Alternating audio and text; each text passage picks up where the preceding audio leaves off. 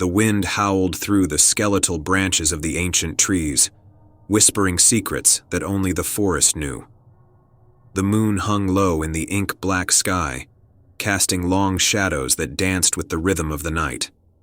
I stood before the decrepit cabin, its weathered boards creaking as if the very structure itself groaned with each passing moment. I had heard the legends about this place, tales that sent shivers down the spines of the bravest souls. They spoke of a family that had once lived here, a family that vanished without a trace.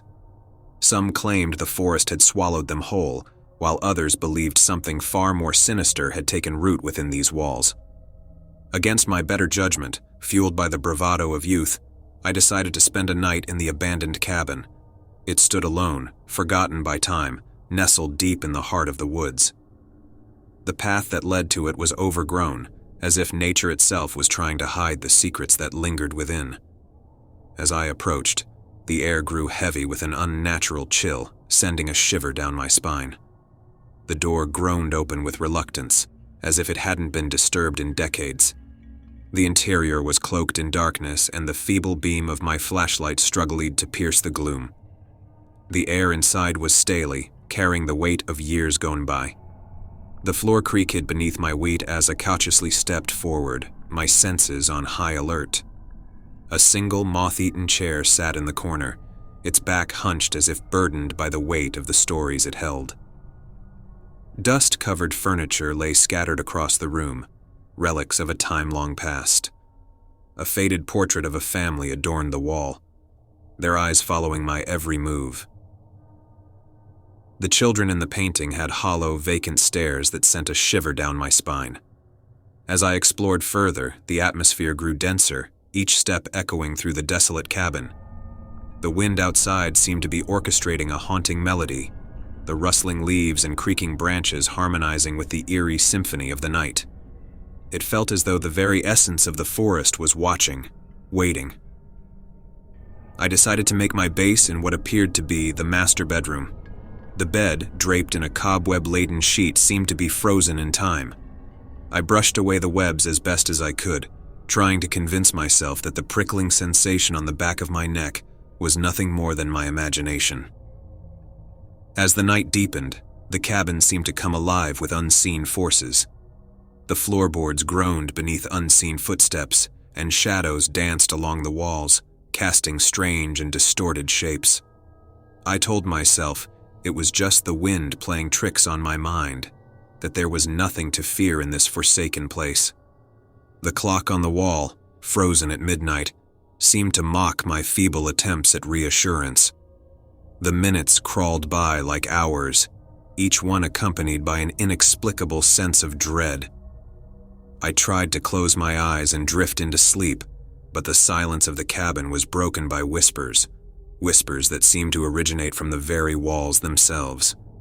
I jolted awake, disoriented and drenched in a cold sweat. The room was plunged into darkness, the feeble glow of my flashlight having abandoned me in my slumber. The air felt thick, suffocating, and I strained my ears to discern the source of the whispering. The whispers grew louder, an unintelligible chorus that seemed to mock my vulnerability. Panic clawed at the edges of my mind as I fumbled for the flashlight. When its beam illuminated the room, I wished it hadn't. The family portrait on the wall had changed. The hollow eyes of the children were no longer vacant. They glowed with an otherworldly light. The parents, once frozen in a stoic pose, now wore expressions of anguish, their mouths agape as if caught in the throes of a silent scream. A cold wind swept through the room, extinguishing the feeble light of my flashlight. I was left in utter darkness, surrounded by the unsettling presence that seemed to seep from the very walls. The whispers grew into a cacophony, a symphony of torment that reverberated through the air. In my mind's eye, I saw the family from the portrait manifest before me, their spectral forms moving with an ethereal grace. The children giggled in a way that sent shivers down my spine, while the parents reached out with spectral hands, their fingers trailing through the air as if searching for something.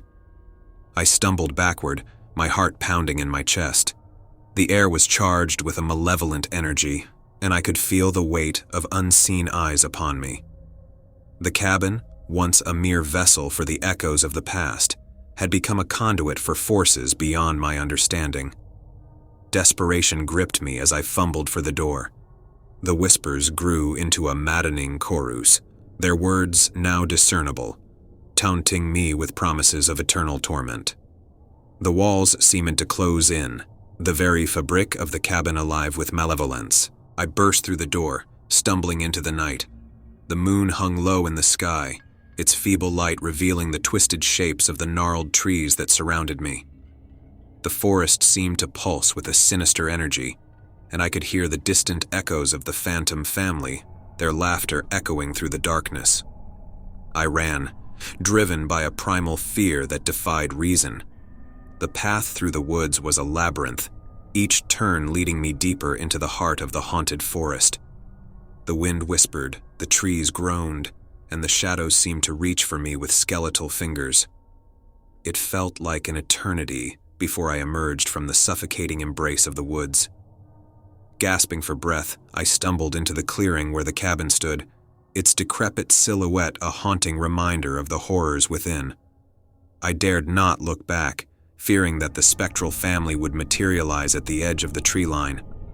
As the first light of dawn painted the sky, I emerged from the woods, my clothes torn and my body battered. The cabin loomed behind me, a silent sentinel in the early morning mist. I vowed never to speak of the horrors I had witnessed within those walls, for fear that the very mention of it would beckon the spirits that lingered in the shadows. To this day, the memory of that night haunts my dreams.